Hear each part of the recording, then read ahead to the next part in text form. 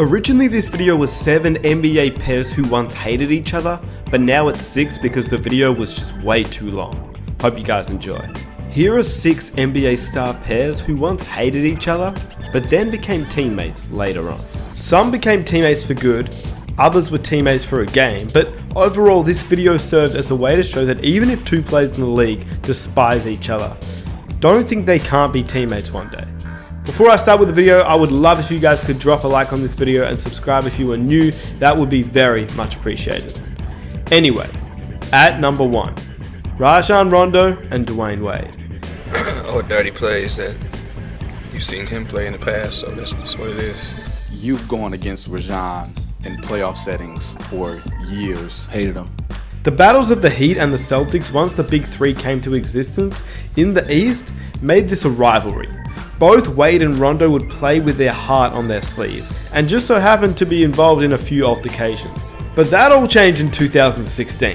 Rajon Rondo and Dwayne Wade both joined the Chicago Bulls, and in the first press conference they announced that they had put their differences aside and they were ready to become teammates. You guys' history, I know that's part of the heat of the battle stuff, so do you guys touch on that or talk about it? No, we didn't touch on it. We just, we're older, we're wiser, and we're moving forward. Clearly they did, as they were able to play together, well, for a bit, before they once again had their differences and parted ways. During the 2016 season, Wade publicly traded verbal jabs with Rondo during a turbulent January stretch. Following a fourth quarter meltdown against the Atlanta Hawks, Wade cast the blame on every Bulls player not named Jimmy Butler. He said, and I quote, "I don't know if they care enough. I can look at Jimmy and say Jimmy is doing his job. Jimmy can look at me and say Dwayne's doing his job. I don't know if we can keep going down the line and be able to say that." Rondo responded with a post on Instagram slamming Wade and Butler for complaining to the media rather than settling things behind closed doors, which is fair enough. He said, and I quote, "My vets would never go to the media," he wrote. "They would come to the team. My vets didn't pick and choose when they wanted to bring it. They brought it every time they stepped in the gym, whether it was in practice or a game. They didn't take days off." Rondo was obviously referring to the Celtics' Big Three, and with that, Rondo and Wade headed down different paths. On June 30th, 2017, Rondo was waived by the Bulls, and on September 24th, 2017, only 3 months later after trading Jimmy Butler and waiving Rondo, the Bulls reached an agreement on a buyout with Dwayne Wade, and that was the end for the Rondo and Wade saga in Chicago.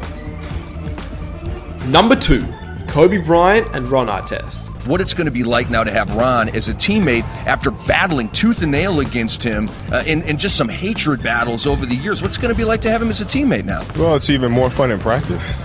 Now, whilst these two players had altercations, I don't think there was ever any actual hate towards one another. Both Kobe and Metta have the same mental toughness, and neither one was ever going to back down. Kobe understood that Metta was going to try and get inside his head, and Metta knew that he couldn't back down no matter what crazy shots Kobe hit. Metta was the guy that you love to hate, but you love to play with. They had a few altercations and a lot of trash talk, but I mean, we're talking about Kobe Bryant here, and he used to trash talk everyone. So Metta was going to be no exception every time they played. But Kobe also simply didn't love him either. When Kobe talked trash, he would at least normally shake an opposition's hand. But with Artest, he even refused to shake his hand before the game. Ron Artest walked over to him, and Kobe did not even acknowledge Ron Artest. He gave a slap on the hand to Mike Bibby and Brad Miller, but not Ron Artest. And this was before Artest was even at the Houston Rockets, going face to face with Kobe. So clearly there is no love there. But how he actually ended up playing for the Lakers and them being teammates is actually a very crazy story. Phil Jackson, the coach of the Lakers, tells this story of how the 2008 NBA Finals, where the Boston Celtics beat the Lakers 4-2. Phil Jackson said, and I quote, "Ron Artest came into our locker room and walked in the shower with Kobe Bryant. Kobe's there taking a shower, and this is the locker room the coaches have. It's off limits. So Ron said, 'Coach, I can help your team. I can get that championship for the Lakers.' I said, 'Well, thanks Ron, that's very nice. I appreciate your sympathies. We'll see what happens as you go through this year.' Then he walked out of the coaches area and into the shower and told Kobe the same thing. Now first of all, yes, this story is crazy. But how in the world did Ron Artest actually even get in the Lakers locker room? I mean, he's not a part of the Lakers, and he's obviously not a part of the Celtics. And second of all, when Kobe tells this story, Even he doesn't know how he got in the locker room, which is pretty hilarious. Kobe said that after the Lakers lost in Game 6 of the 2008 Finals, he was alone in the shower, just fuming. He heard somebody walk in and assumed it was one of his teammates, or maybe a staff member. Instead, he looked up and it was Ron Artest. To this day, Kobe has no idea of how Artest got into the locker room. Man, he'll tell you the story too. After we lost in the Celtics, when he came in the locker room, I was in there all just by myself. He just came in the locker room, this is not gonna happen to you. I'm gonna come in there and I'm gonna help you out. It's something that we've both been trying to make happen for a while now. To be exact, Ron didn't really follow Kobe into the locker room. He followed him into the shower, where Kobe had no clothes on. Shocked the hell out. Peace and Bryant eventually won a championship together in 2009 and 10 and became great friends. Hard to imagine from their start of their battles. Number 4, Scottie Pippen and Dennis Rodman. This is one where I think we all know by now. Scottie Pippen was a hard-nosed defender and so was Rodman. Except Rodman wasn't just that. He was tenacious, vicious and part of the bad boy Pistons who had one goal, and that was to stop Michael, Jordan and win. Now, I could have made this topic Rodman and Jordan, but I chose Pippen, based on the story behind him joining the Bulls. Before Rodman and Pippen were teammates, Pippen despised Rodman. Yeah, Jordan didn't like him either, but he was mostly against Isaiah Thomas and Bill Laimbeer, who were the leaders of the Jordan Rules and the Bad Boy Pistons. Pippen's feud was with Dennis. According to Dennis Rodman, prior to joining the Chicago Bulls ahead of the 95-96 campaign, Phil Jackson asked him to apologize to Scottie as a personal favor. I'm over to Jerry Cross's house. Phil Jackson was there, Mike was there, Scottie was there. Phil Jackson got to the point, he said, Dennis, the first thing I want you to do is go over and apologize to Scottie Pippen. I'm like, what? So I went outside and we talked for 5 minutes and stuff like that. Scottie said, it's okay, everything is fine, man, don't worry about it.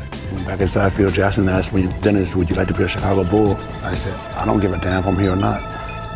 That was my answer. And Phil Jackson said, congratulations, Chicago Bull. And that's how the deal got done. But in the end, the Zen Masters plan worked. They became teammates and they won 3 NBA championships with Rodman on the team.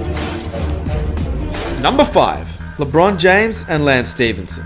No, Lance just a little dirty, that's all. We all know this beef, but how did it really begin? LeBron was shooting a technical free throw. Lance was stirring the pot off the bench, putting his hands on his neck, and as we all know, the Reggie Miller choke sign as LeBron would miss. At this point, Lance had not even logged a single playoff minute and was not even close to coming into the game. But even from the sidelines, he was making the Heat and LeBron very annoyed. According to Denny Granger, he said this. When I was in Indiana, and we had scuffles with the Miami Heat. Yeah, if you're only playing a few minutes a game, it's hard for you to go up and try to say something or, make waves. But you can. Juwan Howard, Udonis Haslem, Chris Anderson, none of them playing in hardly any minutes in the playoff series, came to our locker room looking for Lance Stevenson. That's a big no-no, right? It's a huge no-no. Yeah. Well, this was on an off day. Right. I got involved and words were exchanged and whatnot, but it kind of we stopped it and all. But the point I'm making with the story is the fact that was the leaders on their team. Those guys wasn't even playing a lot, but they were protecting LeBron. As far as they thought Lance had done something disrespectful to him. Right. Which time? It was the choke situation, right, when he did the choking sign on the sideline, which is pretty crazy. In Game 4, LeBron went off, and in Game 5, Lance got his first minutes of the series, in which this happened, intentionally, and proved by the wink from Dexter Pittman into the camera. In the end, the Heat won the series, and LeBron got his ring. But what happened to Lance after that? Well, in 2013, this was Lance's breakout season with Granger getting injured. By the time the 2013 Eastern Conference Finals came along, Lance was ready, well ready to irritate LeBron, because clearly he didn't learn anything from 2012. In Game 4 with Paul George in foul trouble, Lance begged his coach to let him guard LeBron. And we know what happened next. He stared him down, got in his head, and made him foul out of the game, in which the Heat would eventually lose, whilst Lance finished with 20 points himself. And that's pretty much the end of 2013. The Heat went on to win the series and back-to-back championships, but 2014 was the big one. Lance and the Pacers have both stepped up, and they were better than the year before. In fact, the Pacers had a better record than the Heat, and the rivalry was even bigger. Game 1 went to Indiana, Game 2 went to the Heat, but all people talked about was Lance flopping every time LeBron James touched him. Game 3 had LeBron finally show some irritation towards Lance. By Game 5, the Pacers against the wall, Lance turned into Psycho Lance. He joined the Heat huddle, and the famous blowing in the ear incident, which Larry Bird, who was the president of the Pacers, had had enough. He spoke to Lance after the game. Although his antics were crazy, did they work? Well, LeBron went for a career playoff low of 7 points, so maybe Lance was onto something here, as Indiana won. So in Game 6, Lance did what he said he'd do and tone it down a bit. But he still had some incidents. He managed to teabag LeBron underneath the basket, he returned the favor and touched LeBron's face, which he didn't like at all. Anyway, the Heat went on to win the series and Lance paid his respect to LeBron via Instagram. So, was that the end? Well, not quite. After LeBron joined the Cavaliers for the second time, and Lance bounced around to 5 different teams before reuniting with the Pacers, this beef was back.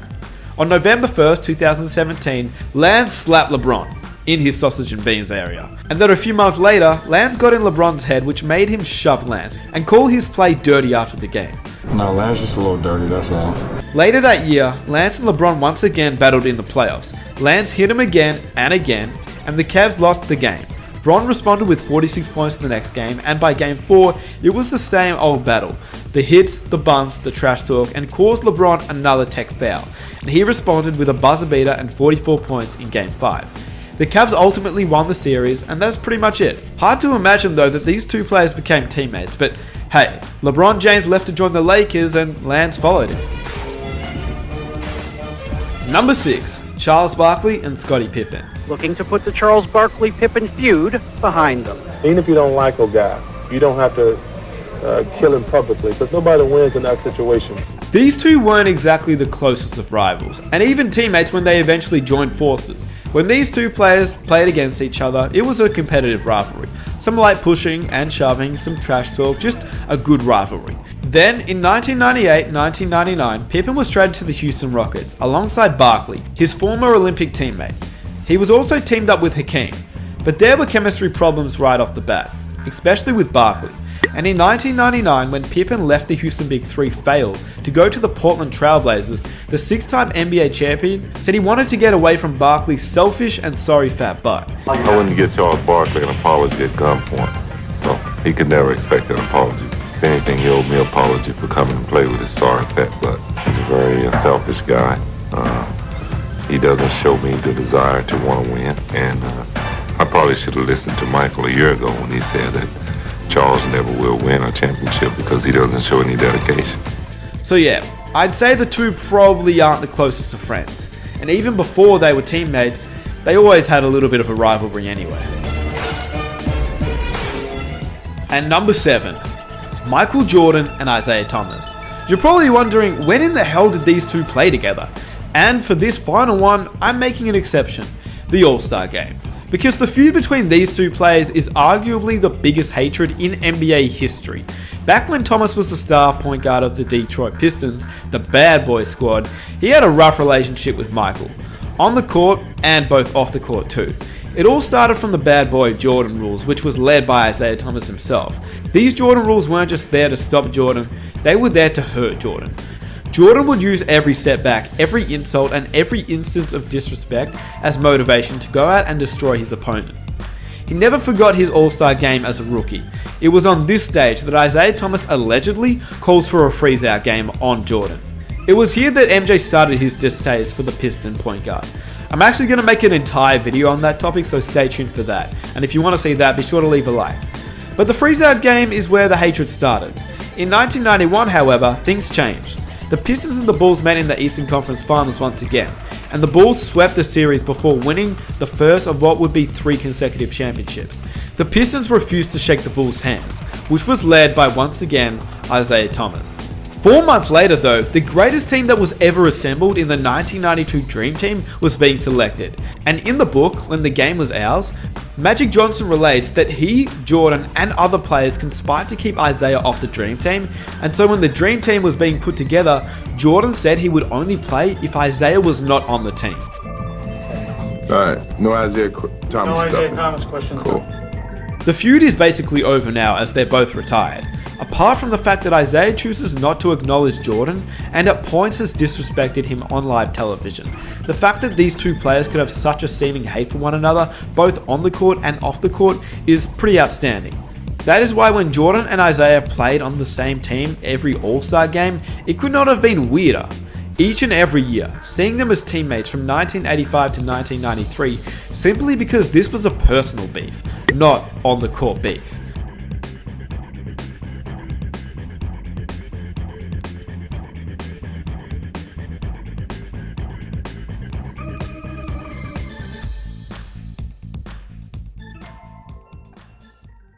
If you enjoyed the video, please subscribe to the channel and hit that bell notification so you don't miss any of our videos.